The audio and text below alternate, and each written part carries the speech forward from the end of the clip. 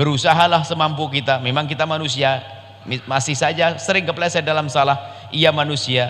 Karena itulah kita harus waspada. Biarpun kita sudah hati-hati kadang masih kepleset.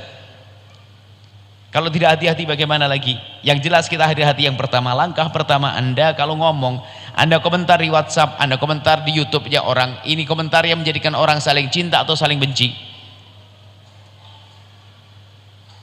Misalnya ada orang berbicara tentang sesuatu yang tidak baik, kemudian Anda kasih jempol saja atau mengokekan saja, itu menjadikan kejahatan semakin tersebar kemana-mana. Jadi yang pertama adalah Anda harus waspada kalau berbicara. Yang menjaga saja masih sering salah, bagaimana kalau tidak menjaga? Ingat, jangan membicarakan sesuatu yang menjadi orang bakal bermusuhan. Anda harus waspada. Mungkin ada orang ngomongin kejelekan seseorang, Anda tidak perlu menyampaikan. Ada orang ngomongin kejelekan si A, Anda pun tidak usah cerita, hei A, kamu dengar tidak, tahu tidak si B semalam ngomongin kamu. Nggak boleh, ngadu domba. Cuman bahasanya itu bahasa aku kasihan sama kamu, aku sayang, kalau bukan kasih kamu tidak kira aku sayang tahu. Sayang malah ngasih tahu. Ini bahasanya itu kadang-kadang menolong, bahasa kasihan. Tahu enggak semalam subhanallah dia ngomongin katanya kamu gini ya, katamu kamu gini ya. Jadi mengadu domba. Itu ngadu domba menjadi orang bermusuhan. Ini yang pertama, ini jangan sampai kita punya ungkapan menjadi orang adu domba. Langkah selanjutnya adalah masalah telinga. Sekarang yang pertama dulu. Dan adu domba ini kadang tanpa disadari karena hawa nafsu semuanya. Ini berlaku bisa kelompok besar, berlaku keluarga. Suami istri kadang-kadang kalau berantem itu anaknya jadikan grup dua. Gap-gapannya satu grup bapaknya, satu grup ibunya. Atau kalau tidak ngegrup anaknya, karena anaknya diajak ngegrup ibunya, diajak musuhi bapaknya. Coba. Ada saking ibunya marah kepada suaminya, sang istri marah pada suaminya, anaknya sudah diracuni. Tahu enggak kamu ayah? Tahu enggak? Ayahmu itu dari dulu begini, ngerti enggak nak? Iya mak, sayang, sudah kamu anak mama. Dipeluk bahasanya, diam-diam sama ayahnya sudah tidak hormat, tidak menghargai. Maka orang tua gagal yang seperti itu, mengajari bermusuhan dengan ayahnya. Atau sebaliknya seorang ayah mengadu domba halus. Kalau sudah ibunya cerewet misalnya, ngingetin dia, abahnya meluk, emang ibumu dari dulu juga gitu sayang, apa-apa. Diam-diam tidak punya penghargaan kepada ibunya, memang begitu. Ini halus. Belum lagi nanti kalau kisahnya bukan sekedar begitu, kadang-kadang mohon maaf, jika Anda ada seorang istri yang punya anak, yang mungkin suaminya juga punya istri yang lain sudah meninggal atau bagaimana, berarti anak tiri kan? Itu kadang seorang ibu tidak bisa ngajari anak tiri bagi dia, tapi bagi anaknya adalah saudaranya. Gambarannya begini, seorang suami punya istri meninggal dunia, punya anak dua, menikah dengan perempuan, punya anak dua lagi.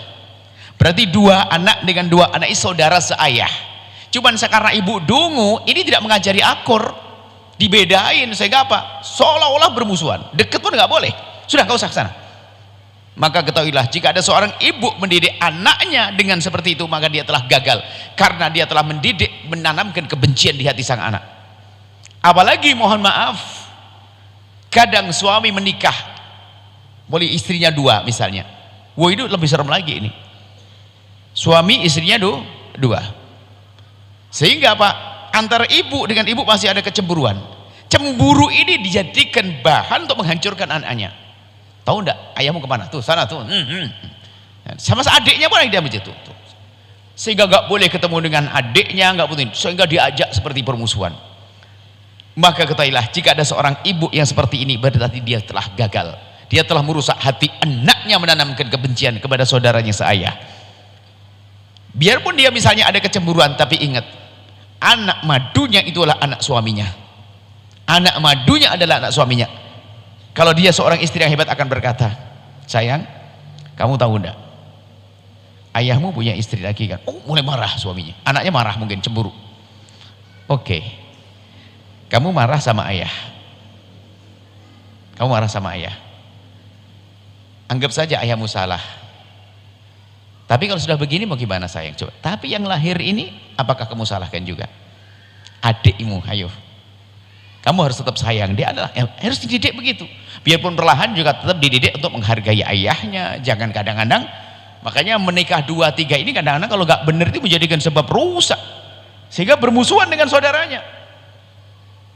Kalau dengan saudaranya saja seperti itu, bagaimana dengan orang lain? Pasti bermusuhan. Kenapa? Yang bermasalah bukan orang lain, tapi hatinya sudah biasa bermusuhan. Makanya jangan sampai ini yang poligami dan sebagainya itu kita sering menemukan sampai nggak boleh ketemu kadang-kadang. Anaknya nggak boleh ketemu dengan saudaranya, nggak boleh. Awas kalau ketemu ya. Pemberian juga ditolak, hadiah nggak boleh. Padahal saudara yang seayah tadi ingin memberikan hadiah, ingin nyambung, tapi tidak tahu kebencian. Ibu gagal. Termasuk diantaranya yang cerai, pisah. Wah, ini lebih serem lagi. Broken itu ya begitu. Sebetulnya perpisahan dalam Islam nggak akan terjadi broken home. Sebab seorang suami tetap tanggung jawab, hubungan tetap baik, gak ada caci maki, gak ada oloan. Lah broken home itu begitu. Sehingga seorang ayah terlalu mengharap anaknya agar bersamanya, dituruti semuanya. Pokoknya kamu dengan ayah ya, apa saja dituruti. Sehingga namanya anak itu yang penting enak, dapat duit seenaknya, nonton segala macam. Sang istri juga itu rebutan itu. Setelah Anda menyaksikan video ini, jangan lupa berselawat kepada baginda Nabi Muhammad sallallahu alaihi wa alihi wa sahbihi wasallam.